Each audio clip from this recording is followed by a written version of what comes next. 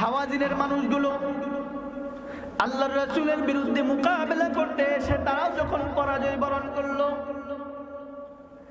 এটা যখন আবু আমের সচক্ষে দেখলো, দেখার পর আবু আমের নিরাশ হয়ে এসে মদিনা ছেড়ে সিরিয়ায় চলে যায়। কারণ সিরিয়া হইল তখনকার খ্রিস্টানদের প্রধান কেন্দ্র। আবু আমের সিরিয়ায় চলে গেছে।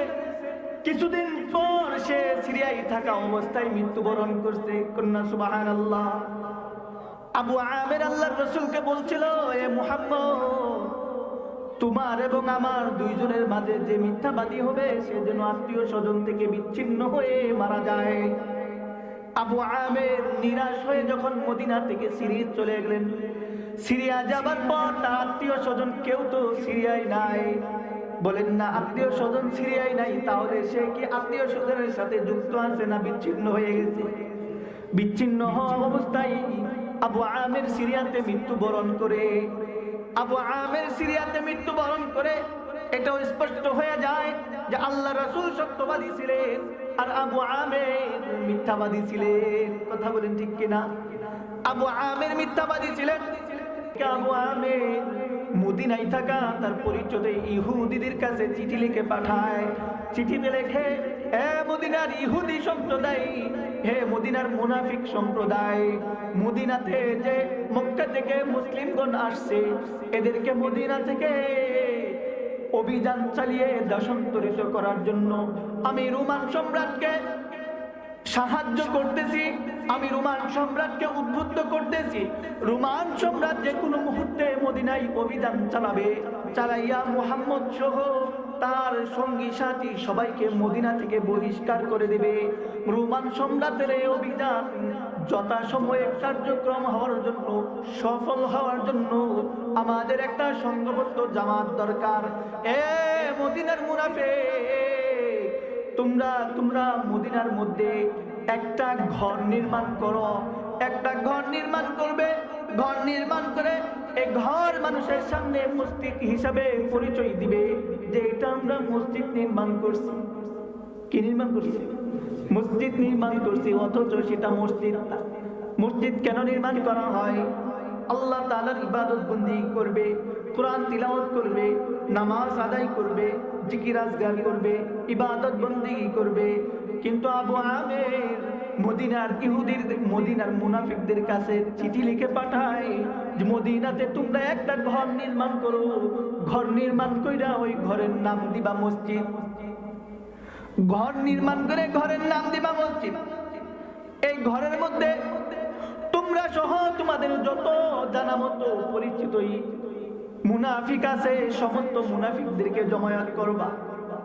এই ঘরের মধ্যে তোমরা মুহাম্মদ রাসূলুল্লাহর বিরুদ্ধে এবং তার সাথী সঙ্গীদের বিরুদ্ধে যুদ্ধ করার জন্য যুদ্ধের সরঞ্জামগুলো সংগ্রহ করবা। এভাবে করে করে এখান থেকে একটা মজবুত জামাত তৈরি করবা, যে জামাত মুহাম্মদ এবং তার সাথী সঙ্গীদের বিরুদ্ধে যুদ্ধ করবে। আবু আমের মদিনার মুনাফিকদের কাছে পত্র লিখলে মদিনার 12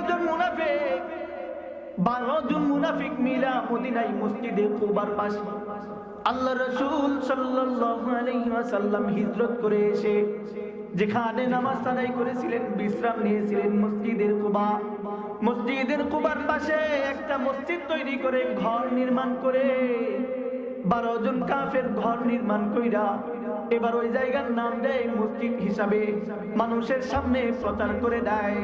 মানুষদেরকে বলে এটাও আমাদের মসজিদ। মসজিদ এবার মানুষ কেমনে বিশ্বাস করবে? এজন্য আল্লাহর রাসূলের কাছে তারা কয়েকজন মুনাফিক মিলা যায়, বলে ওগো মুহাম্মদ, ওগো আল্লাহর রাসূল, মদিনাতে আমরা একটা মসজিদ নির্মাণ করছি, কুবা মহল্লায় আমরা একটা মসজিদ নির্মাণ করছি। কুবাতে একটা মসজিদ তো আপনি আগে থেকে নির্মাণ করছেন। এই মসজিদে দূর দূরান্ত থেকে অসুস্থ মুসল্লিগুলো নামাজ পড়ার জন্য আসতে পারে না। এই মসজিদটা এতটাও প্রশস্ত নয় যে কুবার মহল্লার সব লোকজন এই মসজিদের মধ্যে সংকলন হবে। ওগো আল্লাহর রাসূল, আমরাও একটা মসজিদ নির্মাণ করছি অসুস্থ লোকদের সুবিধার্থে। আপনি যদি এই মসজিদে এসে এক ওয়াক্ত নামাজ আদায় করে মসজিদটা উদ্বোধন করে দিতেন, তাইলে আমরা আপনার বরকত লাভে ধন্য হইতাম। মুনাফিকরা আল্লাহর কাছে, আল্লাহ রাসূলের কাছে কি বলে? এক ওয়াক্ত নামাজ পড়ে মসজিদ উদ্বোধন করে দিলে বরকত লাভে ধন্য হইত। এবার আল্লাহর রাসূল মুনাফিকদের কথা শুনে তাদেরকে বলে দিলেন, তোমরা মসজিদ নির্মাণ করছো অসুস্থ মানুষের সহজ হওয়ার জন্য, তারা যেন কষ্ট করে দূরের মসজিদে যাইতে না হয় এজন্য মসজিদ নির্মাণ করছো। ঠিক আছে, আমি তোমাদের মসজিদে এক ওয়াক্ত নামাজ পড়ে মসজিদ উদ্বোধন করে দিব, কিন্তু এখন তো আমি তাবুক যুদ্ধের জন্য প্রস্তুতি নিতেছি। তাবুক যুদ্ধ থেকে ফিরে এসে তোমাদের মসজিদে নামাজ পড়ে মসজিদ উদ্বোধন করে দিব। আল্লাহর রাসূল তাবুক যুদ্ধে চলে গেলেন। তাবুক যুদ্ধ শেষ করার পর নবীজি যখন মদিনার থেকে ফিরে আসলেন, আল্লাহর রাসূল মদিনার কাছাকাছি কোনো এক জায়গায় এসে বিশ্রাম নিতেছিলেন।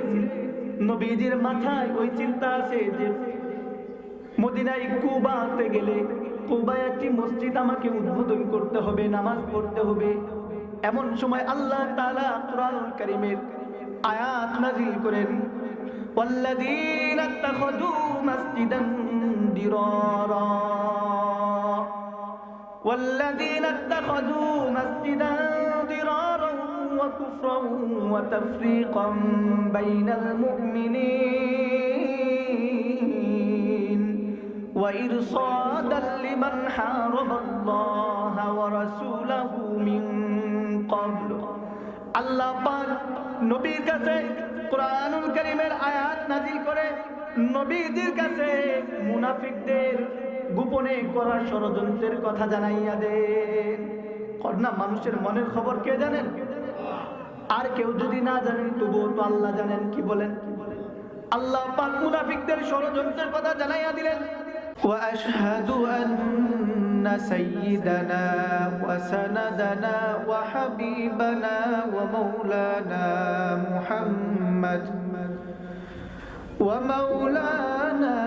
محمدا عبده ورسوله أرسله بالحق بشيرا ونذيرا وداعيا إلى الله بإذنه وسراجا منيرا في كلامه المجيد والفرقانه الحميد. أعوذ بالله من الشيطان الرجيم. بسم الله الرحمن الرحيم. إذا جاءك المنافقون قالوا نشهد إنك لرسول الله والله يعلم إنك لرسوله والله يشهد إن المنافقين لكاذبون. صدق الله العظيم وصدق رسوله النبي الكريم. সবাই আওয়াজ দিয়ে জবান খুলে মুহাব্বতের সাথে দুরূদ পড়ি। আল্লাহুম্মা সাল্লি আলা মুহাম্মাদ ওয়া আলা আলি মুহাম্মাদ কামা সাল্লাইতা আলা ইব্রাহিম ওয়া আলা আলি ইব্রাহিম ইন্নাকা হামিদুম মাজিদ. আওয়াজ বাড়াই। আল্লাহুম্মা বারিক আলা মুহাম্মাদ ওয়া আলা আলি মুহাম্মাদ কামা বারাকতা আলা ইব্রাহিম ওয়া আলা আলি ইব্রাহিম ইন্নাকা হামিদুম মাজিদ. মুহাম্মদিয়া ইন্টারন্যাশনাল হিফজ বালক বালিকা মাদ্রাসা এর উদ্যোগে আয়োজিত আজকের ইসলামী মহাসম্মেলনের সম্মানিত সভাপতি, সহ সভাপতি, প্রধান অতিথি, আমন্ত্রিত উলামায়ে কেরাম ও বিশেষ অতিথিবৃন্দ, আমার সামনে উপস্থিত বয়োজ্যেষ্ঠ মুরব্বিয়ানে কিরাম, কচি কচি শিশু সোনামণিরা, পর্দার অন্তরালে অবস্থানরত মা ও বোনেরা, মহান আল্লাহ রব্বুল আলামিন বড় দয়া করে মায়া করে আমাদেরকে আজকে কোরআনের এক মজলিস, হাদিসের এক মজলিসে বসার তৌফিক দান করেছেন। এজন্য আমরা খুশি আছি। তো যদি খুশি হই তাহলে আওয়াজ দেওয়ার ক্ষেত্রে কোনো কৃপণতা না করে একবার চিল্লাইয়া আল্লাহকে সন্তুষ্ট করার উদ্দেশ্যে সবাই আওয়াজ দিয়া বলি আলহামদুলিল্লাহ।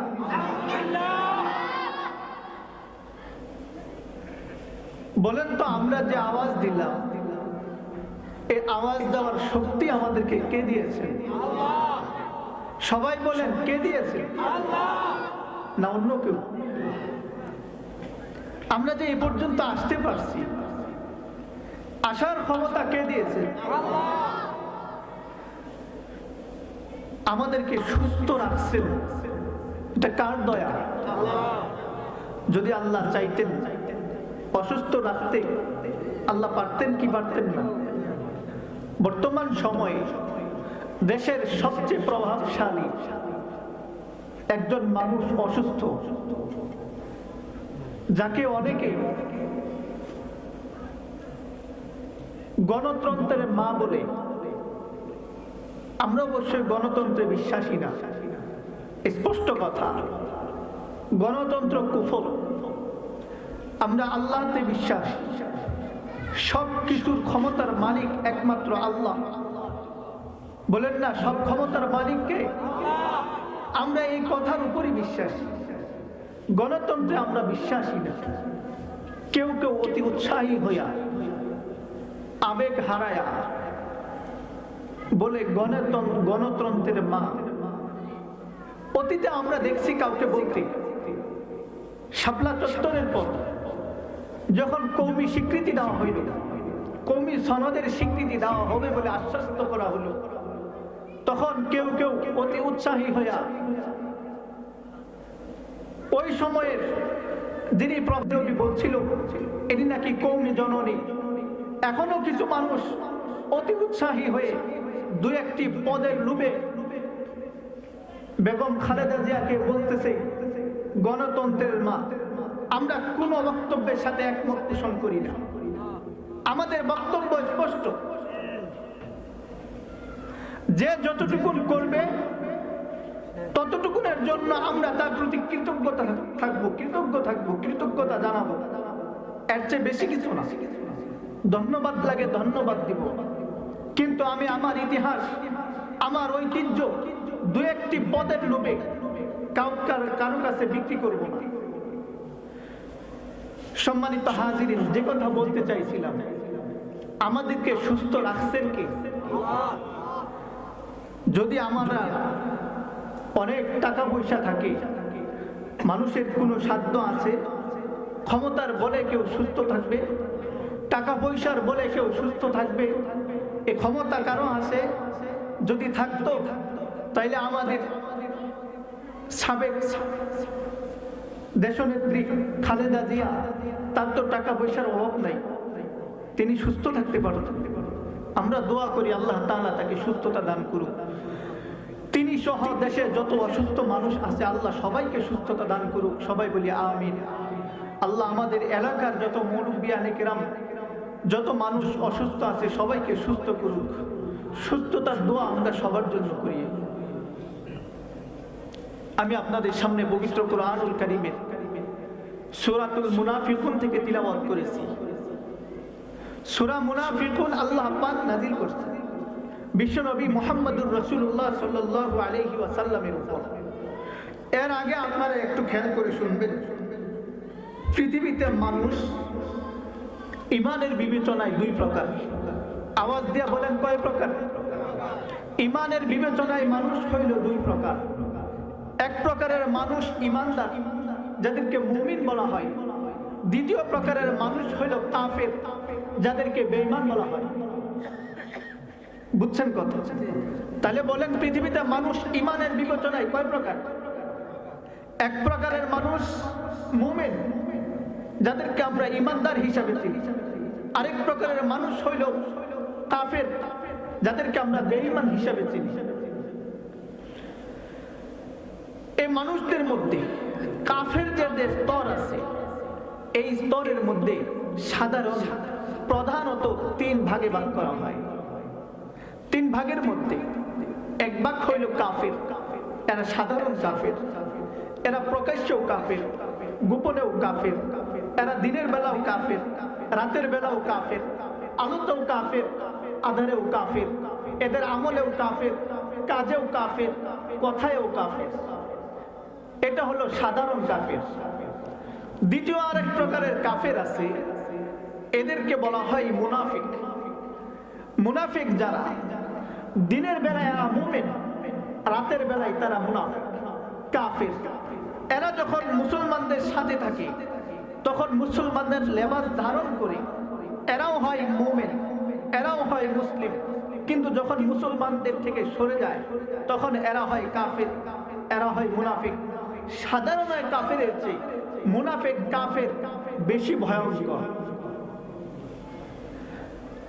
তৃতীয় প্রকারের কাফের, এরা হলো জিন্দিক। জিন্দিক যে কাফের গুলোকে বলা হয়, এরা সাধারণ কাফের চেয়ে মুনাফিক যতটা ভয়ঙ্কর, মুনাফিকের চেয়ে আরো বেশি ভয়ঙ্কর হলো জিন্দিক কাফের গুলো।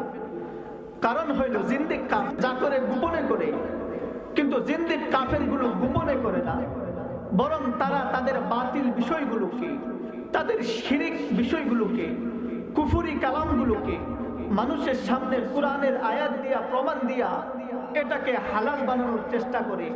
আল্লাহ রসুলের হাদিস দ্বারা প্রমাণ দিয়া এটাকে হালাল বানানোর চেষ্টা করে।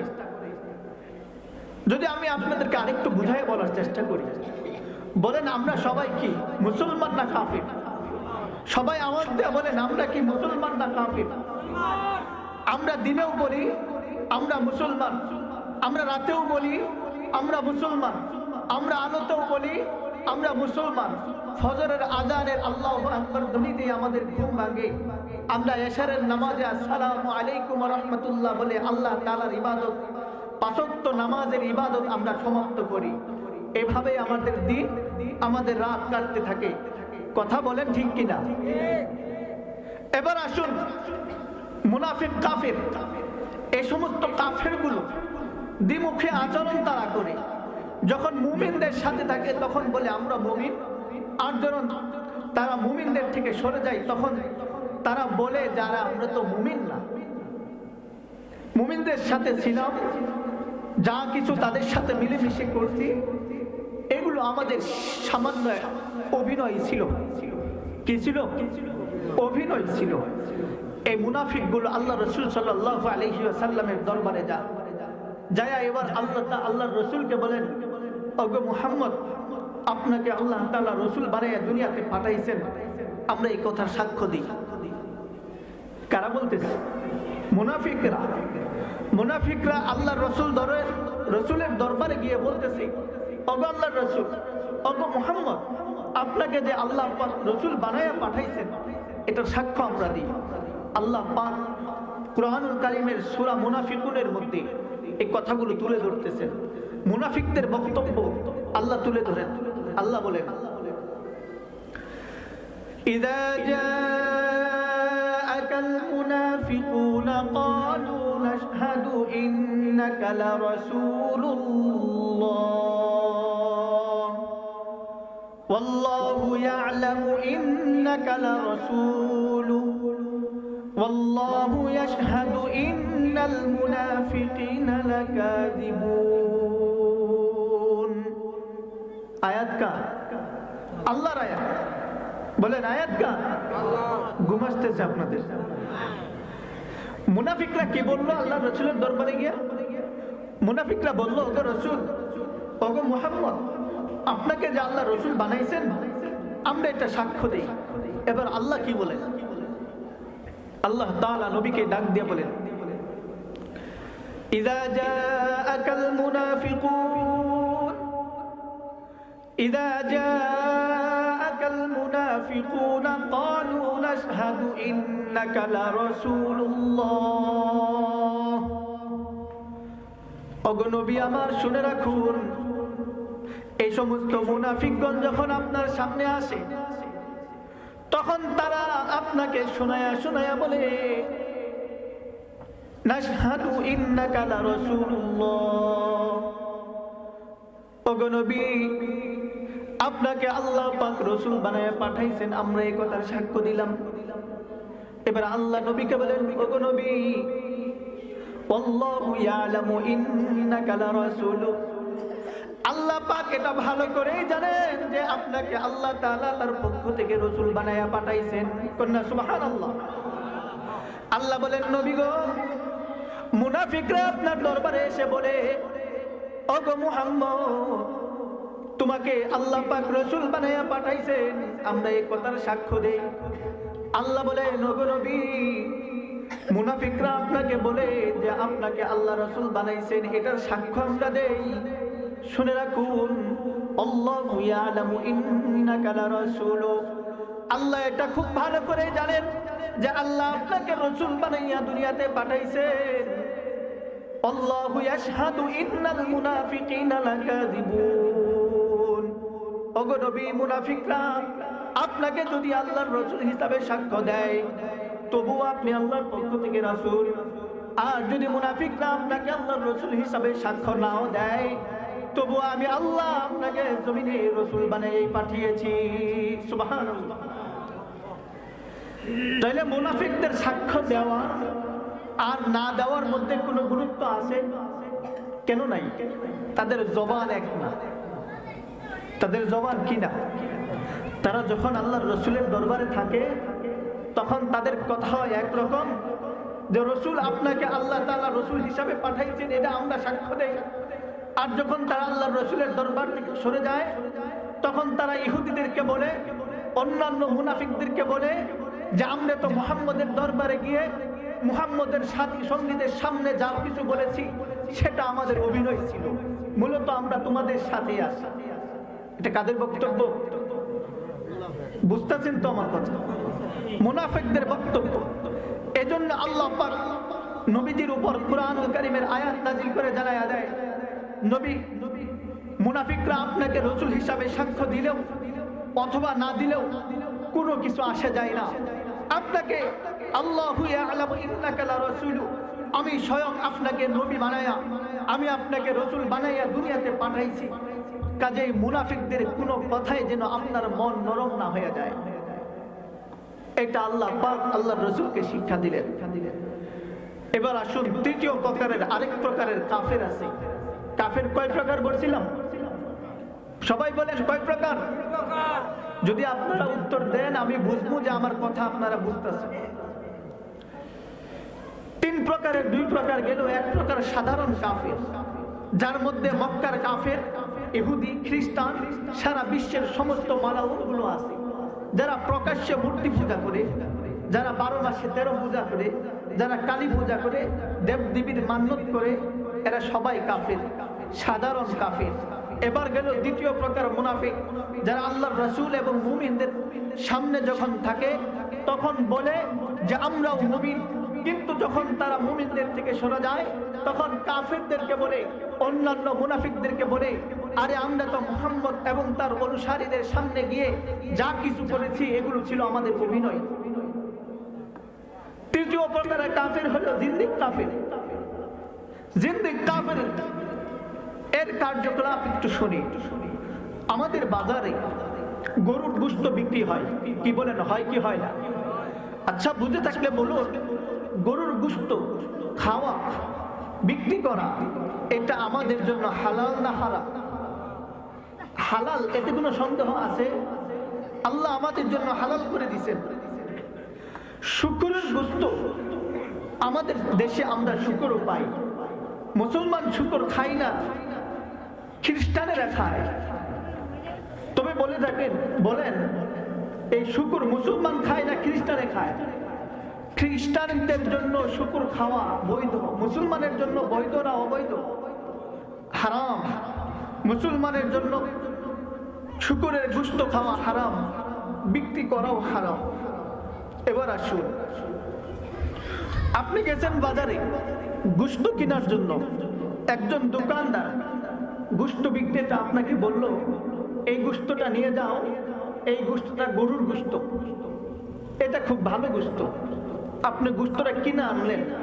একজন মুসলমান হিসাবে এই গোশত কিনতে আপনার কোনো রকমের বাধা থাকবে? এটা তো আল্লাহ হালাল করছেন। একই পাশের দোকানে গেলেন, একজন গোশত বিক্রেতা আপনাকে বলল এই গোশতটা নিয়ে যাও, এটা একটা খাসির গোশত, এটা তুমি নিয়ে যাও। অথচ গোশতটা খাসিরও ছিল না, গরুরও ছিল না, মুসলমান খাবে এমন হালাল কোনো গোশত ছিল না।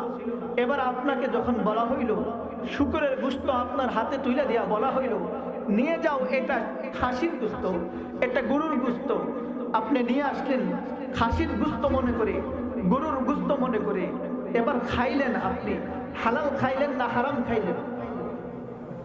বুঝছেন তো? এবার একজনে গরুর গোশত বিক্রি করছে, গরুর গোশতের কথা বইলেই বিক্রি করছে। আরেকজনে শুকরের গোশত বিক্রি করছে, গরুর গোশতের কথা বইলে বিক্রি করছে। আপনি মুসলমান, জেনে শুনে তো আপনি শুকরের গোশত খাবেন না। এবার আসুন, জিন্দিক কাকে বলে? জিন্দিকেরা যখন কোনো বিষয়ে আলোচনা করে তখন তারা মুসলমানদের সামনে এনে বলে এই যে কাজকর্মটা, এই কাজটা করা ইসলামের নিয়ম অনুযায়ী হালাল, বলেন নাউজুবিল্লাহ, অথচ কাজটা করা হারাম। কাজ করা কি? আরেকটু বিস্তারিত আমি সামনে বলবো, শুধু মনে রাখার জন্য এইভাবে একটু বললাম। হারাম কাজ হালাল হিসাবে মুসলমানদের সামনে উপস্থাপন করে জিন্দিক কাফের গুলো, তাও কোরআনুল কারীমের আয়াত হিসাবে দলিল, কোরআনের কারীমের আয়াত দলিল হিসাবে ব্যবহার করে, আল্লাহ রসুলের হাদিস দলিল হিসাবে ব্যবহার করে। জিন্দিক কাফেরদের মধ্যে, এই সমস্ত জিন্দিক কাফেরদের মধ্যে এক প্রকারের কাফের হইল আমাদের জামানায় যাদের নাম আমরা সহজ চিনি, এরা হইল কাদিয়ানি। আওয়াজ দিয়ে বলেন এরা কারা? কাদিয়ানি। মসজিদ মুসলমানের আছে, মন্দির হিন্দুদের আছে। আল্লাহ রাসূল সাল্লাল্লাহু আলাইহি ওয়াসাল্লাম বলে গেছেন বনু ইসরাইলের উম্মতদের মধ্যে ৭২টি দল ছিল, আমার উম্মতের মধ্যে ৭৩ দল হইবে। তবে ৭৩ দলের মধ্যে কোন দল ইহুদি হবে না, কোন দল খ্রিস্টান হবে না, কোন দল নাস্তিক হবে না। ৭৩ দলের ৭৩টা দলই হবে মুসলমানদের মধ্য থেকে। বলেন না ৭৩ দল কাদের মধ্য থেকে? আমাদের জামানায় কিছু কিছু মানুষ না বুঝা বলে ফেলায় হানাফি একটা মাযহাব, ওয়াহাবি একটা মাযহাব, এভাবে সুন্নিরা আলাদা একটা মতবাদ। এরকম কিছু মতবাদ সামনে তুলে আইনা বলে যে কাদিয়ানীরাও মুসলমানদের মধ্য থেকে এরকম একটা মতবাদ। আসলে কাদিয়ানীরা কোনো মতবাদ না, এরা তো মুসলমানই না, অথচ তারা দেশের বিভিন্ন প্রান্তরে মসজিদ হিসাবে ঘর নির্মাণ করে। বলেন কি হিসাবে? মসজিদ হিসাবে ঘর নির্মাণ করে সেখানে তারা লেখা দেয় আহমদিয়া মুসলিম জামাত। কি জামাত? আহমদিয়া মুসলিম জামাত, মুহাম্মদিয়া মুসলিম জামাত, ঈসাই মুসলিম জামাত। এভাবে বিভিন্ন বিষয় লিখে লিখে তারা নিজেদেরকেও মুসলমানদের মধ্য থেকে একটা দল, একটা জামাত নিজেদেরকে পরিচয় দেওয়ার চেষ্টা করে, অথচ তারা মুসলমানই না, তারা মুসলমানের নাম ব্যবহার করে। এরাই তো হলো জিন্দিক, যে যাই জিন্দিক গুলো কোরআনের পরিভাষা ব্যবহার করে তাদের উপাসনালয়কে মসজিদ হিসাবে মানুষের সামনে পরিচয় করায় দিতে চায়। লা ইলাহা ইল্লাল্লাহু মুহাম্মাদুর রাসূলুল্লাহ বলতে আমরা এক আল্লাহর কালেমাকেই বুঝি, আল্লাহ ছাড়া ইবাদত উপযুক্ত কোনো মাবুদ নাই। আমরা এই কথার সাক্ষ্য দিতেই লা ইলাহা ইল্লাল্লাহ বলে থাকি। কিন্তু কাদিয়ানীরা লা ইলাহা ইল্লাল্লাহ বলতে আল্লাহকে বাদ দিয়া গোলাম আহমদ কাদিয়ানীকে খুদা হওয়ার ব্যাপারে তারা লা ইলাহা ইল্লাল্লাহ বলে থাকে। নাউযুবিল্লাহ, কত বড় চক্রান্ত। এবার আসুন মুনাফিকদের আরো কিছু কার্যক্রম আপনাদের সামনে আমি তুলে দিই। মুনাফিকরা যতদিন দুনিয়াতে ছিল ততদিন পর্যন্ত আল্লাহ রাসূল সাল্লাল্লাহু আলাইহি ওয়াসাল্লামের বিরোধিতাই করে গেছে।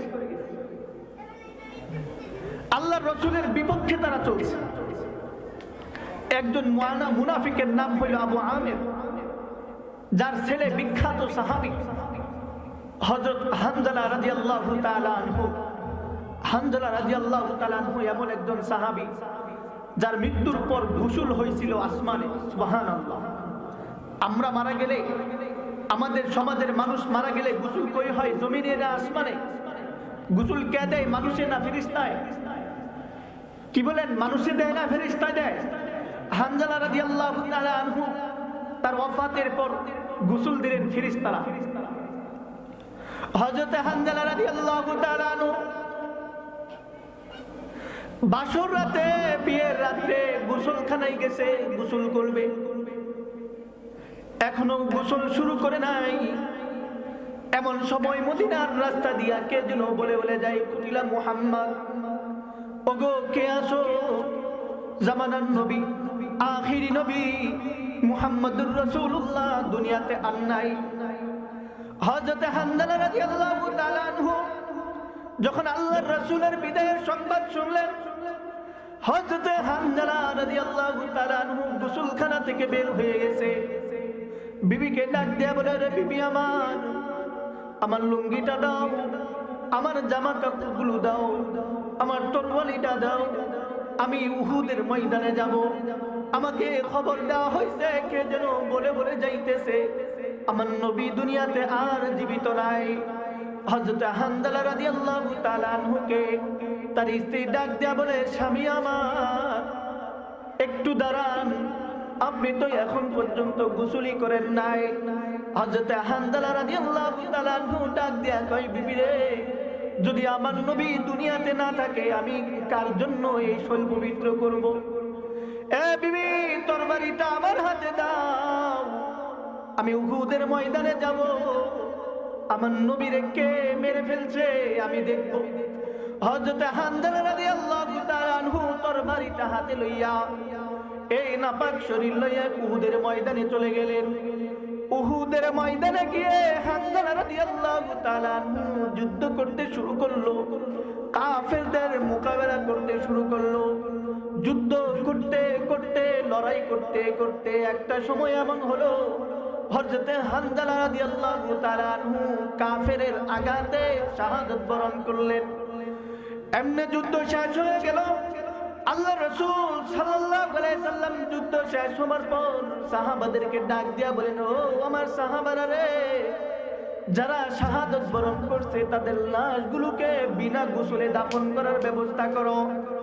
যখনই আল্লাহ রাসূল বিনা গোসলে লাশগুলো দাফন করার জন্য বলেছেন, এমনি পিছন দিক থেকে এক মহিলা আসছে পর্দার সাথে, এসে আল্লাহর নবীকে ডাক দেয়, নবী গো, হানজালার লাশটাকে আপনি গোসল ছাড়া জানাজার ব্যবস্থা করিয়েন না। ওগো নবী, অন্যান্য সাহাবাদের লাশগুলো যদিও গোসল ছাড়াই দাফনের ব্যবস্থা করা হয়, হানজালার লাশটাকে গোসল দিয়া তারপর দাফনের ব্যবস্থা করুন। নবী, আমি হানজালার স্ত্রী, হানজালা বাসর রাত্রে আমার সাথে সময় কাটিয়েছে, তিনি যখন গোসল করতে আসছে এমনি আপনার মৃত্যুর সংবাদ পাইয়া হানজালা নাপাক শরীর লইয়া ঘর থেকে বের হয়ে গেছে। এমনি আল্লাহ রাসূল ডাক দিয়ে কই, সাহাবারা রে, দেখো হানজালার লাশটা কোথায়? হানজালার লাশটা বের করে তাকে জন্য গোসলের ব্যবস্থা করো। হানজালার লাশ খোঁজা হয় উহুদের প্রান্তরে, হানজালার লাশ পাওয়া যায় না। এমনি আল্লাহ পাক গায়বী আওয়াজ দেয়, ও নবী আমার, যে হানজালা আপনার ভালোবাসায়, আপনার মায়ায়, আপনার শাহাদাতের কথা শুনে দুঃখিত হয়ে নিজের জীবন উৎসর্গ করে দিল। এই হানজালার ইন্তেকালের পর, হানজালার শাহাদাতের পর তার জন্য দুনিয়ার পানি দিয়ে গোসল নয়, আমি আল্লাহ জান্নাতে পানি দিয়া ফেরেশতাদের মাধ্যমে গোসল করার ব্যবস্থা করে দিয়েছি। এই ছিল হযরত হানজালা রাদিয়াল্লাহু তাআলা। এর বাবা আবু আমির। এই আবু আমির জাহিলি যুগে খ্রিস্টান ধর্ম গ্রহণ করত। খ্রিস্টান ধর্মে তিনি একজন খ্রিস্ট ধর্মীয় পণ্ডিত হিসাবে পরিচিত ছিল। আবু আমির খ্রিস্টান ধর্মের উপর এতটাই মজবুত ছিল, আল্লাহর নবীর বিরোধিতা করতে সে কোনো সময় কার্পণ্য করত না। রাসূলুল্লাহ সাল্লাল্লাহু আলাইহি সাল্লাম যখন মক্কা থেকে হিজরত করে মদিনায় চলে যায়, এই খবর আবু আমির পাবার পর রাসূলুল্লাহ সাল্লাল্লাহু আলাইহি সাল্লামের কাছে এসে আবু আমির প্রশ্ন করে, এ মুহাম্মদ, ইসলামের ওই বিষয়টা সম্পর্কে আমার অভিযোগ আছে। এ মুহাম্মদ, তুমি যে দ্বীন নিয়ে এসেছো, তোমার দ্বীনের ব্যাপারে আমার অভিযোগ আছে। আল্লাহ রাসূল আবু আমিরের প্রত্যেকটা অভিযোগের উত্তর দিতেন। আল্লাহ রাসূলের কাছে আবু আমির যা কিছু জিজ্ঞাসা করতেন, নবীজি তার উত্তরগুলো সুন্দরভাবে বুঝাইয়া দিতেন। কিন্তু আবু আমিরের বুঝে আসতো না। আবু আমির আল্লাহর রাসূলকে বলে, এ মুহাম্মদ, তুমি এবং আমার দুইজনের মাঝে যে মিথ্যাবাদী হবে, সে যেন আত্মীয় স্বজন থেকে বিচ্ছিন্ন হয়ে ইন্তেকাল করে। আবু আমির আল্লাহ রাসূল সাল্লাল্লাহু আলাইহি সাল্লামকে বলতেছে, তোমার এবং আমার দুইজনের মধ্যে যে মিথ্যাবাদী হবে, সে যেন আত্মীয় স্বজন থেকে বিচ্ছিন্ন হয়ে মৃত্যুবরণ করে। আবু আমির আল্লাহর রাসূলকে আরো বলে দিলেন, এ মুহাম্মদ, তোমার বিরুদ্ধে যত শক্তি আছে মদিনায়, তোমার মোকাবেলা যত গোত্র করবে, আমি সমস্ত গোত্রের সাথে তোমার বিরুদ্ধে মোকাবেলা করব, আমি তাদেরকে সাহায্য করব তোমার বিরুদ্ধে। আবু আমির রাসূল সাল্লাল্লাহু আলাইহি ওয়াসাল্লামকে এই হুমকি দিয়া গেলেন। এরপর দীর্ঘ সময় চলে যায়। দীর্ঘ সময় পর্যন্ত আবু আমির আল্লাহর রাসূলের বিরুদ্ধে অবস্থান করে হুনাইনের যুদ্ধ যখন হয়, তখন পর্যন্ত আবু আমির আল্লাহর রাসূলের বিরুদ্ধে অবস্থান করে। মদিনার মুনাফিক, মদিনার কাফিররা যখন আল্লাহর বিরুদ্ধে কোনো পদক্ষেপ নেয়, আবু আমির তাদের সাথে যায় সহযোগিতা করে, আল্লাহর রাসূলের বিরোধিতা করে। এইভাবে হুনাইনের যুদ্ধ চলে গেল। একসময় হাওয়াজিনের যুদ্ধ হইল। হাওয়াজিন মদিনার মধ্যে প্রতাপশালী এক বংশের মানুষ। এরা পর্যন্ত আল্লাহর রাসূলের বিরুদ্ধে মোকাবেলা করতে আসলো, কিন্তু তারাও পরাজয় বরণ করলো। বলি সুবহানাল্লাহ। হাওয়াজিনের মানুষগুলো আল্লাহর রাসূলের বিরুদ্ধে মোকাবেলা করতে এসে তারাও যখন পরাজয় বরণ করলো, এটা যখন আবু আমির সচক্ষে দেখলো, দেখার পর আবু আমির নিরাশ হয়ে এসে মদিনা ছেড়ে সিরিয়ায় চলে যায়। কারণ সিরিয়া হইল তখনকার খ্রিস্টানদের প্রধান কেন্দ্র। আবু আমির সিরিয়ায় চলে গেছে। কিছুদিন পর সে সিরিয়ায় থাকা অবস্থায় মৃত্যুবরণ করছে। কন্যা সুবহানাল্লাহ। আবু আমির আল্লাহর রাসূলকে বলছিল, এ মুহাম্মদ, তোমার এবং আমার দুইজনের মাঝে যে মিথ্যাবাদী হবে, সে যেন আত্মীয় স্বজন থেকে বিচ্ছিন্ন হয়ে মারা যায়। আবু আমির নিরাশ হয়ে যখন মদিনা থেকে সিরিয়া চলে গেলেন, সিরিয়া যাবার পর তার আত্মীয় স্বজন কেউ তো সিরিয়ায় নাই। বলেন না, আত্মীয় স্বজন সিরিয়ায় নাই, তাহলে সে কি আত্মীয় স্বজনের সাথে যুক্ত আছে না বিচ্ছিন্ন হয়ে গেছে? বিচ্ছিন্ন হওয়া অবস্থায় আবু আমির সিরিয়াতে মৃত্যুবরণ করে। আবু আমির সিরিয়াতে মৃত্যুবরণ করে এটাও স্পষ্ট হয়ে যায় যে আল্লাহ রাসূল সত্যবাদী ছিলেন আর আবু আমির মিথ্যাবাদী ছিলেন। কথা বলেন ঠিক কিনা?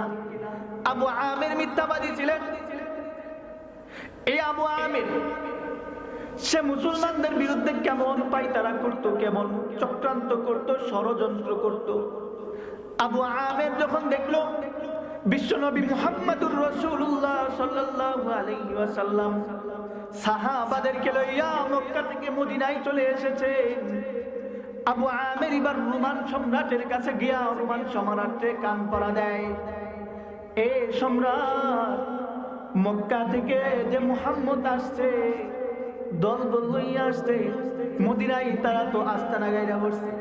তুমি মদিনায় গিয়া একটা অভিযান চালাও, অভিযান চালিয়ে মদিনায় যত মুসলমান আছে সমস্ত মুসলমানদেরকে দেশান্তরিত কইরা দাও।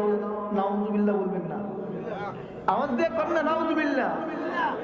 আবু আমের রোমান সম্রাটকে বলে, হে রোমান সম্রাট, মদিনায় যে মুহাম্মদ আসছে তার সঙ্গী সাথীদেরকে লইয়া তুমি মদিনায় একটা অভিযান চালাইয়া সমস্ত নবাগত মুসলিমদেরকে মদিনা থেকে তাড়াইয়া দাও, বহিষ্কার করে দাও।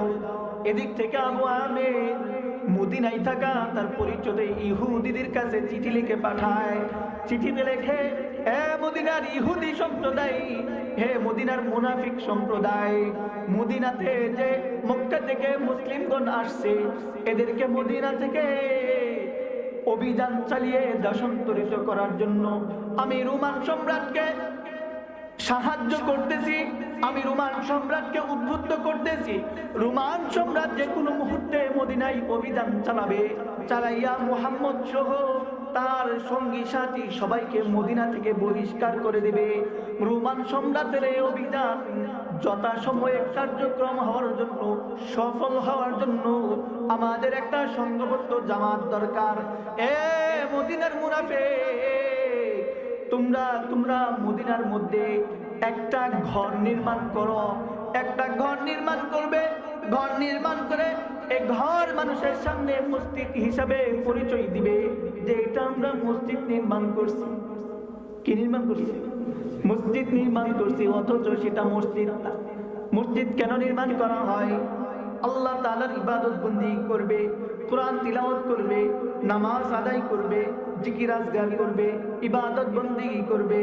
কিন্তু আবু আমের মদিনার মুনাফিকদের কাছে চিঠি লিখে পাঠায় যে মদিনাতে তোমরা একটা ঘর নির্মাণ করো, ঘর নির্মাণ কইরা ওই ঘরের নাম দিবা মসজিদ। ঘর নির্মাণ করে ঘরের নাম দিবা মসজিদ। এই ঘরের মধ্যে তোমরা সহ তোমাদের যত জানা মতো পরিচিত মুনাফিক আছে সমস্ত মুনাফিকদেরকে জমায়েত করবা। এই ঘরের মধ্যে তোমরা মুহাম্মদ রাসূলুল্লাহর বিরুদ্ধে এবং তার সাথী সঙ্গীদের বিরুদ্ধে যুদ্ধ করার জন্য যুদ্ধের সরঞ্জামগুলো সংগ্রহ করবা। এভাবে করে করে এখান থেকে একটা মজবুত জামাত তৈরি করবা, যে জামাত মুহাম্মদ এবং তার সাথী সঙ্গীদের বিরুদ্ধে যুদ্ধ করবে। আবু আমের মদিনার মুনাফিকদের কাছে পত্র লিখলে, মদিনার 12 জন মুনাফিক মিলা মদিনায় মসজিদে কুবার পাশে আল্লাহ রাসূল সাল্লাল্লাহু আলাইহি ওয়াসাল্লাম হিজরত করে এসে যেখানে নামাজ আদায় করেছিলেন, বিশ্রাম নিয়েছিলেন, মসজিদের কুবার পাশে একটা মসজিদ তৈরি করে ঘর নির্মাণ করে 12 জন কাফের ঘর নির্মাণ কইরা এবার ওই জায়গার নাম দেয় মসজিদ হিসাবে, মানুষের সামনে প্রচার করে দেয়, মানুষদেরকে বলে এটাও আমাদের মসজিদ। এবার মানুষ কেমনে বিশ্বাস করবে? এজন্য আল্লাহর রাসূলের কাছে তারা কয়েকজন মুনাফিক মিলা যায়, বলে ওগো মুহাম্মদ, ওগো আল্লাহর রাসূল, মদিনাতে আমরা একটা মসজিদ নির্মাণ করছি, কুবা মহল্লায় আমরা একটা মসজিদ নির্মাণ করছি। কুবাতে একটা মসজিদ তো আপনি আগে থেকে নির্মাণ করছেন। এই মসজিদে দূর দূরান্ত থেকে অসুস্থ মুসল্লিগুলো নামাজ পড়ার জন্য আসতে পারে না। এই মসজিদটা এতটাও প্রশস্ত নয় যে কুবার মহল্লার সব লোকজন এই মসজিদের মধ্যে সংকলন হবে। ওগো আল্লাহর রাসূল, আমরাও একটা মসজিদ নির্মাণ করছি অসুস্থ লোকদের সুবিধার্থে। আপনি যদি এই মসজিদে এসে এক ওয়াক্ত নামাজ আদায় করে মসজিদটা উদ্বোধন করে দিতেন, তাইলে আমরা আপনার বরকত লাভে ধন্য হইতাম। মুনাফিকরা আল্লাহ রাসূলের কাছে কি বলে? এক ওয়াক্ত নামাজ পড়া মসজিদ উদ্বোধন করে দিলে বরকত লাভে ধন্য হইত। এবার আল্লাহর রাসূল মুনাফিকদের কথা শুনে তাদেরকে বলে দিলেন, তোমরা মসজিদ নির্মাণ করছো অসুস্থ মানুষের সহজ হওয়ার জন্য, তারা যেন কষ্ট করে দূরের মসজিদে যাইতে না হয় এজন্য মসজিদ নির্মাণ করছো। ঠিক আছে, আমি তোমাদের মসজিদে এক ওয়াক্ত নামাজ পড়ে মসজিদ উদ্বোধন করে দিব, কিন্তু এখন তো আমি তাবুক যুদ্ধের জন্য প্রস্তুতি নিতেছি। তাবুক যুদ্ধ থেকে ফিরে এসে তোমাদের মসজিদে নামাজ পড়ে মসজিদ উদ্বোধন করে দিব। আল্লাহর রাসূল তাবুক যুদ্ধে চলে গেলেন। তাবুক যুদ্ধ শেষ করার পর নবীজি যখন মদিনা থেকে ফিরে আসেন, আল্লাহর রাসূল মদিনার কাছাকাছি কোনো এক জায়গায় এসে বিশ্রাম নিতেছিলেন। নবীজির মাথায় ওই চিন্তা আছে যে মদিনায় কুবাতে গেলে কুবায় একটি মসজিদ আমাকে উদ্বোধন করতে হবে, নামাজ পড়তে হবে। এমন সময় আল্লাহ তাআলা কুরআনুল কারীমের আয়াত নাযিল করেন, ওয়াল্লাযীনা ইত্তাখাযু মাসজিদান দিরারা ওয়াল্লাযীনা ইত্তাখাযু মাসজিদান দিরারা ওয়া কুফরান ওয়া তাফরীকান বাইনাল মুমিনিন ওয়া ইরসাদান লিমান হারাবাল্লাহা ওয়া রাসূলাহু মিন ক্বাবল। আল্লাহ পাক নবীর কাছে কুরআনুল কারীমের আয়াত নাযিল করে নবীদের কাছে মুনাফিকদের গোপনে করা ষড়যন্ত্রের কথা জানাইয়া দেন। কন্যা মানুষের মনের খবর কে জানেন? আর কেউ যদি না জানেন তবুও তো আল্লাহ জানেন। কি বলেন? আল্লাহ পাক মুনাফিকদের ষড়যন্ত্রের কথা জানাইয়া দিলেন। আল্লাহ পাক নবীর কাছে জানাইয়া দিলেন, নবী আমার, মুনাফিকরা আপনাকে বলে এক ওয়াক্ত নামাজ পড়ে মসজিদ উদ্বোধন করার জন্য। তারা তো মসজিদ উদ্বোধন করার জন্য আপনাকে আমন্ত্রণ করে নাই। যদিও তাদের মুখে মুখে ছিল একটা মসজিদ, কিন্তু তাদের অন্তরে ছিল ভিন্ন কিছু।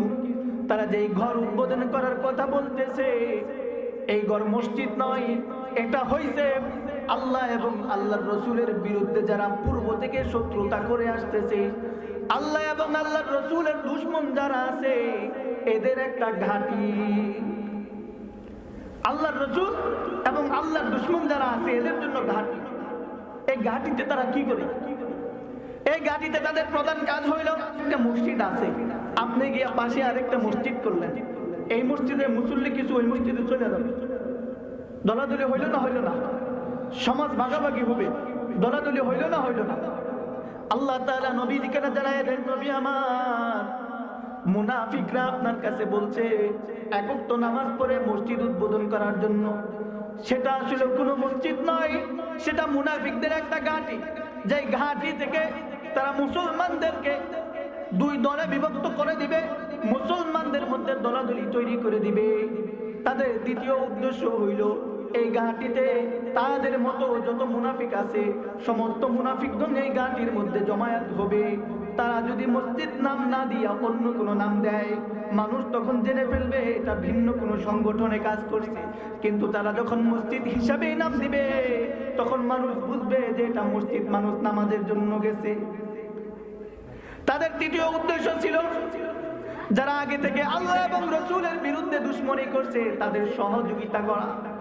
এখানে তারা অস্ত্র শস্য সংগ্রহ করবে। এরপর তারা যখন সুযোগ বুঝে আল্লাহর রাসূলের বিরুদ্ধে মোকাবেলা করার জন্য মাঠে নামার মতো সুযোগ তৈরি হয়ে যাবে, তখন তারা সবাই একত্রে আল্লাহর রাসূল এবং আল্লাহর রাসূলের সাথী সাহাবাদের বিরুদ্ধে মোকাবেলা করতে শুরু করবে। এটাই ছিল মুনাফিকদের আসল উদ্দেশ্য। তাহলে মুনাফিকদের ষড়যন্ত্র কত ভয়ঙ্কর! এই সমস্ত মুনাফিকরা মাঝে মাঝে আমাদের উস্কানি দিয়ে দেয়, মাঝে মাঝে উস্কানি দিয়া দেয়। দেখবেন বাউল শিল্পী আবুল সরকার, আপনারা জানেন বাউল শিল্পী আবুল সরকার বাংলাদেশের ইতিহাসে কোন গানের অনুষ্ঠানে গিয়ে সরাসরি যারা গান করছে এদের উপর আক্রমণ চালাইছে এমন ইতিহাস স্বাধীনতার 54 বছরে কোথাও নাই।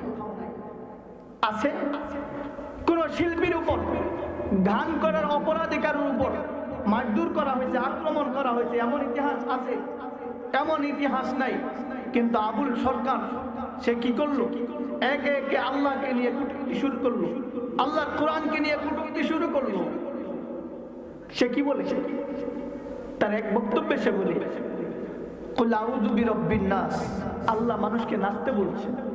মালিকিন নাস, আল্লাহ মানুষকে নাচতে বলছে। ইলাহিন নাস, আল্লাহ মানুষকে নাচতে বলছেন। নাউজুবিল্লাহ বলবেন না। আরে নাচ শব্দের অর্থ কি নাচই হয়? অর্থ তো আগে জানতে হবে। আল্লাহ পাক কত সুন্দর সূরা নাজিল করছেন। কুল আউযু বিরাব্বিন নাস।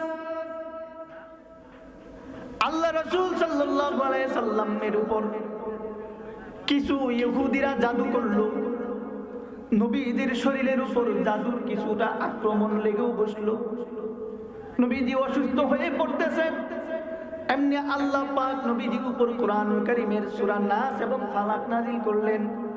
নাজিল করে নবীকে জানায় দেয়, নবী আমার, আপনি এই দুইটা সূরা তিলাওয়াত করেন, করে নিজের হাতে ফুঁক দিয়ে শরীরে লাগাইয়া দেন, এই সূরাগুলোর আমল করেন। এগুলোর বরকতে আপনার উপর যে জাদু করা হয়েছে, জাদু থেকে আমি আপনাকে রেহাই দিয়া দিব। আল্লাহর রাসূল আমল করতে শুরু করলেন। সূরার মধ্যে আল্লাহ পাক দোয়া শিখাইয়া দিলেন, ও আল্লাহ, আমি মানুষদের রব, আপনি আপনার আশ্রয় প্রার্থনা করছি। আমি শয়তানের কাছ থেকে আপনার আশ্রয় প্রার্থনা করছি। খারাপ জিন্নাতদের থেকে আমি আপনার আশ্রয় প্রার্থনা করছি। প্রকাশ্য গোপনে সব ধরনের শত্রু থেকে আমি আপনার আশ্রয় প্রার্থনা করছি। কত সুন্দর অর্থ। আবুল সরকার কি বলে? আল্লাহ নাচতে বলছে। বলেন কোরআনুল কারীমের আয়াতের সে বিকৃতি করছে কিনা? এবার সে আল্লাহ সম্পর্কে বলতেছে যে আল্লাহর কথার কোনো গোয়া মাথা নেই। নাউজুবিল্লাহ বলবেন না। আওয়াজ দিয়ে কোন নাউজুবিল্লাহ। আল্লাহর কথার নাকি কোনো গোয়া মাথা নেই। কেন নাই? সে হাদিস শেয়ার করছে, আউয়ালু মা খালাকাল্লাহুল ইশক, আউয়ালু মা খালাকাল্লাহু নূর, আউয়ালু মা খালাকাল্লাহুল কলম। এভাবে সে কয়েকটা হাদিসের কথা বইলা এবার সে বলতেছে যে আল্লাহ প্রথমে কোনটা নাজিল করলেন। একবার বলে আল্লাহ কলম নাজিল করছে, আবার বলে আরশ নাজিল করছে, আবার বলে মুহাব্বত নাজিল করছে। আল্লাহ তাহলে কোনটা আগে নাজিল করলেন? রাসূলের হাদিস বুঝার যোগ্যতা আগে থাকতে হবে। সমস্ত উলামায়ে কেরাম, হাদিস বিশারদগণ, তারা বলেন যে আল্লাহ পাক যখন আল্লাহ পাক সর্বপ্রথম যে নাজিল করছেন, আউয়ালু মা খালাকাল্লাহুল কলম, যে আল্লাহ পাক সর্বপ্রথম কলম নাজিল করলেন। নাজিল করে এটাকে আরশের উপর রাখা হইল। কলমকে বলা হইল লিখতে থাকো। কলম জিজ্ঞাসা করলেন, আল্লাহ কি লিখবো? আল্লাহ বললেন লিখতে থাকো, কিয়ামত পর্যন্ত যা কিছু হবে সব লিখতে থাকো। সুবহানাল্লাহ। এই তো সহিহ হাদিস। যেহেতু আরশের উপর কোরআন এই কলম রাখা হয়েছিল, তাহলে বোঝা গেল আরশ আগে থেকেই ছিল। সহিহ হাদিস থেকে উলামায়ে কেরামের ব্যাখ্যা দেন যে আল্লাহ পাক প্রথমে আরশকে আল্লাহ পাক স্থাপিত করতেন। এরপর আল্লাহ কোরআন কলম, আল্লাহ পাক কলমের অস্তিত্ব দিলেন। আর কিছু দুর্বল হাদিস আইনা সে বলতেছে যে আল্লাহর কথার কোনো গোয়া মাথা নেই। সে যদি হাদিস সহিহ না দুর্বল, হাদিস জয়ীফ না হাদিস সহিহ, এগুলো যদি সে বুঝতো তাহলে তো বলতো না। অতটুকু বোঝার জ্ঞান নাই, কিন্তু সে আল্লাহ বিরুদ্ধে কটূক্তি করে ফেলে। এ মুসলমান, তোমার নেত্রীর বিরুদ্ধে যদি তোমাকে কিছু বললে তোমার গায়ে লাগে, তোমার জবান আছে বলে যা ইচ্ছা তুমি বলে যাবা, এটা যদি তোমার বাক স্বাধীনতা হয়, আমার আল্লাহকে নিয়ে কটূক্তি করা, আল্লাহকে নিয়ে বাজে মন্তব্য করায় যদি তোমার জবানের স্বাধীনতা হয়, তা মনে রাখবা আল্লাহ রসুলের বিরুদ্ধে যারা কলম ধরে, আল্লাহর রসুলের বিরুদ্ধে যারা জবান চালায়, তাদের হাত ভেঙে দেওয়া আল্লাহর বান্দাদের হাতের স্বাধীনতা। যারা আল্লাহর বিরুদ্ধে জবান খুলে, আল্লাহ সম্বন্ধে যারা কটূক্তি করে, যারা বলে আল্লাহর কথার কোনো গোয়া মাথা নাই, তাদের জিহ্বা টেনে ছেড়ে ফেলা আল্লাহর বান্দাদের হাতের স্বাধীনতা। এজন্য এই সমস্ত আবুল সরকারের মতো যারা আছে, এদেরকে কখনো প্রশ্রয় দিবেন না।